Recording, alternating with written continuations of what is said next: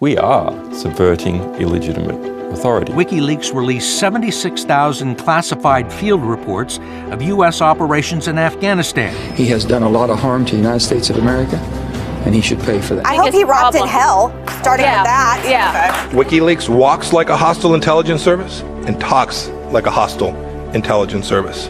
Publish true information that is otherwise unsayable. Joe Biden said Julian Assange is a high-tech terrorist. You cannot trust a government to implement the policies that it says that it's implementing. He has to answer for what he has done. And so we must provide the underlying tools.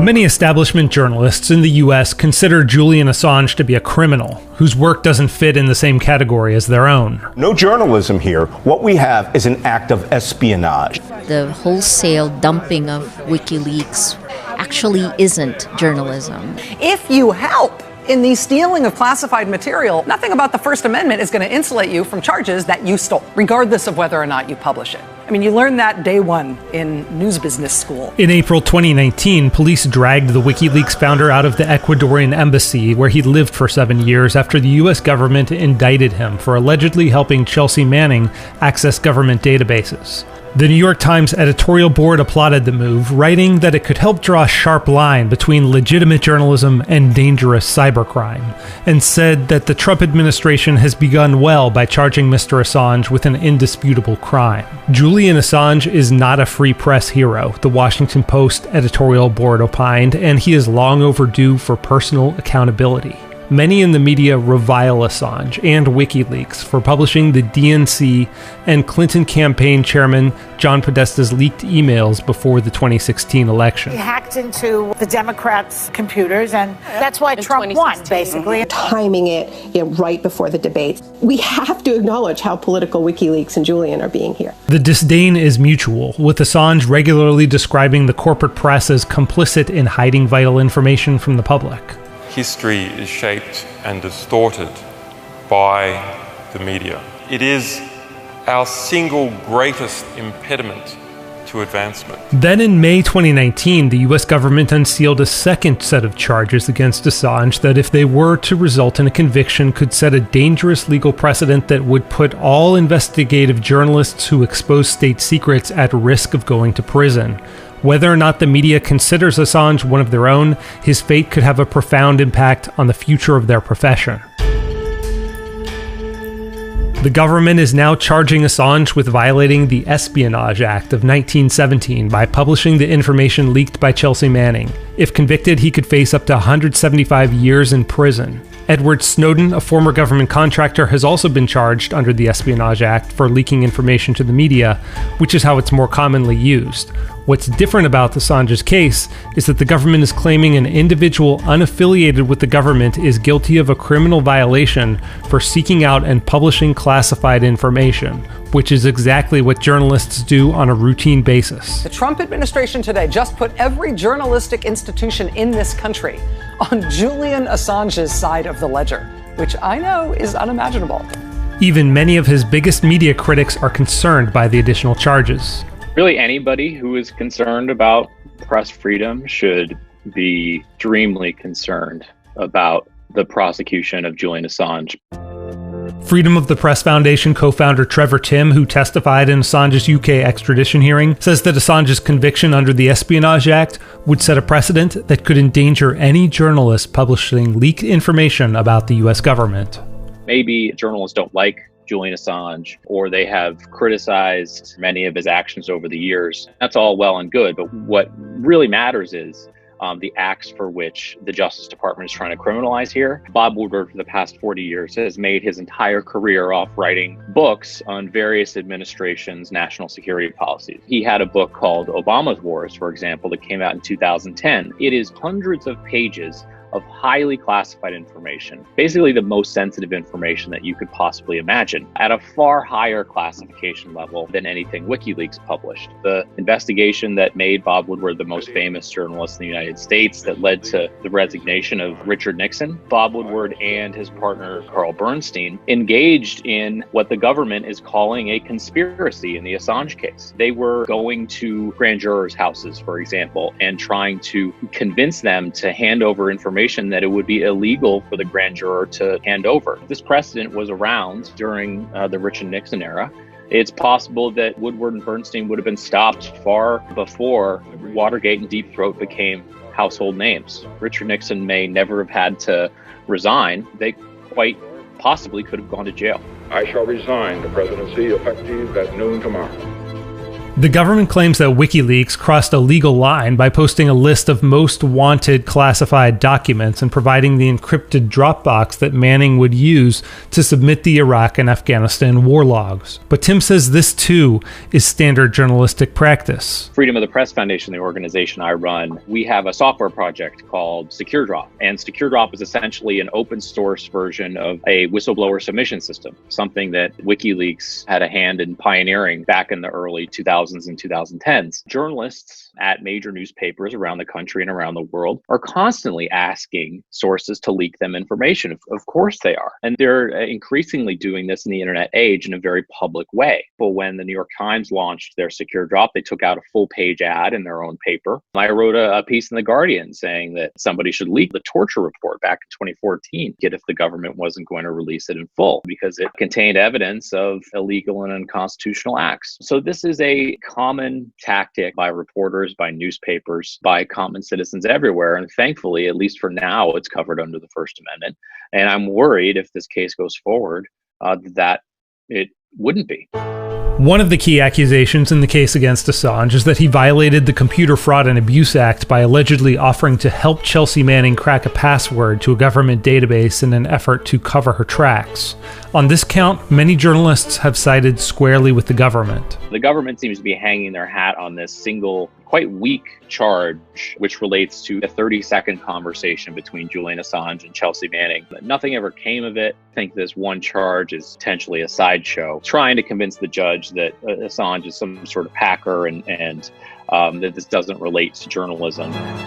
While recognizing that Assange's case is vital to the cause of press freedoms, many journalists have treated him with disdain, often portraying his years-long confinement in the Ecuadorian embassy as self-imposed, a ploy to dodge sex crime charges in Sweden, which were dropped in November 2019. Assange defended himself by claiming he was seeking asylum from extradition to the US, where he would be indicted on charges that would seek to deny him First Amendment protections, a prediction that's been borne out. The years of confinement have taken a toll on his mental and physical health.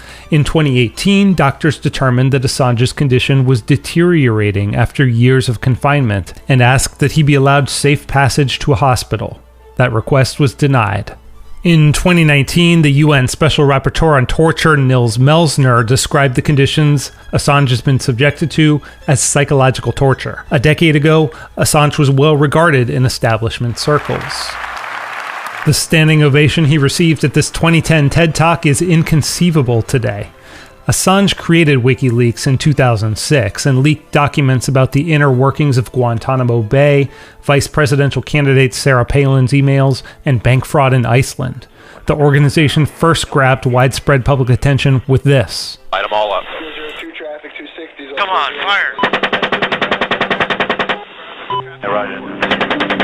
Video WikiLeaks would title Collateral Murder showed footage from a U.S. Army Apache helicopter of soldiers gunning down more than a dozen people in Baghdad who weren't engaged in active combat, including 2 Reuters reporters. The video generated international press and controversy. Assange said his intention was to expose the casual carnage and destruction happening in the course of the U.S. war in Iraq. It was another day at the office. How routine it was, a whole street covered with bodies. The reaction to that was nuts. Oh yeah, look at those dead bastards.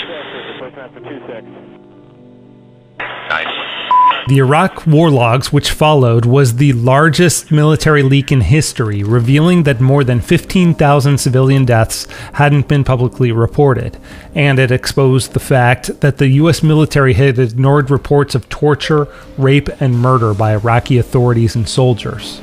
15,000 people whose deaths were recorded by the US military but were completely unknown to the rest of the world. That's a very significant thing. And compare that to the 3,000 people who died in 9/11 and imagine the significance. Then in November 2010, there was a leak of more than 3 million US diplomatic cables revealing corruption among various Arab governments, which helped inspire the Tunisian revolution that began the Arab Spring. WikiLeaks also released thousands of pages of both CIA and Russian state surveillance techniques, exposed Saudi support for ISIS, and undisclosed US training of soldiers in Yemen, and helped provide Edward Snowden safe passage out of Hong Kong. Assange says his guiding principle has been to grant regular citizens access to the information powerful governments, corporations, and media gatekeepers wanted nobody to see. Someone's right to speak and someone's right to know produce a right to communicate, and so that is the grounding structure for all that we treasure about civilized life. But the 2016 leaks damaging to the Hillary Clinton campaign and Democratic Party found him both new allies on the right. You have done a lot of good in what you have exposed about how corrupt, dishonest, and phony our government is. WikiLeaks! I love WikiLeaks! And critics on the left. What happens if the Mueller report, if we get a good look at it next week and it's not too heavily redacted, and we get a look at it and it shows that WikiLeaks,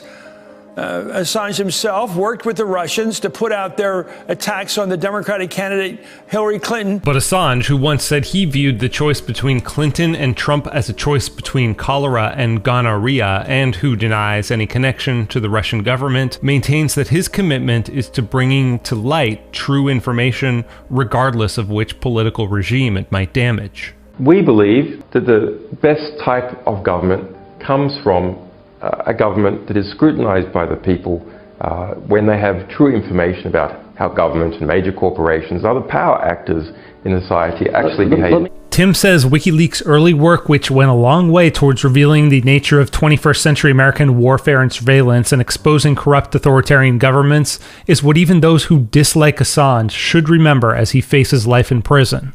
Much like Julian Assange himself, the legacy of WikiLeaks is complicated. They did a lot of good for the world, especially in their early days when they were releasing all sorts of really important stories and really important investigations. I think people kind of forget because their mind is clouded by 2016, the ability of news organizations to run secure submission systems. Prioritizing digital security, this was kind of a thing in 2010 that nobody had even thought of, and now everybody's doing it. The ability to create these large coalitions of news organizations who are going over huge data sets. We can look to investigations like the Panama Papers, for example, where there's a whole bunch of news organizations working together. This was not something that was happening very often before WikiLeaks partnered with the New York Times, the Guardian, and many other papers. Their legacy is certainly mixed, but there's a lot of good things, a lot of lasting things that have actually come out of how WikiLeaks operated. Assange remains in a London prison, confined to his cell for 23 hours a day, according to WikiLeaks editor-in-chief Kristen Hrafson. He's awaiting a ruling from the British extradition court, which is scheduled for January 4th. Government whistleblowers such as Edward Snowden, Daniel Ellsberg, John Kiriakou, and William Binney, along with more than 7,600 co-signers to an open letter, have called for President Trump to drop all charges. Throughout his career, however, Assange has been cynical about the notion that the democratic and judicial process can truly constrain government power and protect individual rights. The citizens of the world need to take matters into their own hands and protect themselves using encryption and other freedom-preserving tools. Slowly, we will end up into a global totalitarian surveillance society. Perhaps there will just be the last free living people, those people who understand how to use this cryptography to defend against this complete, total surveillance.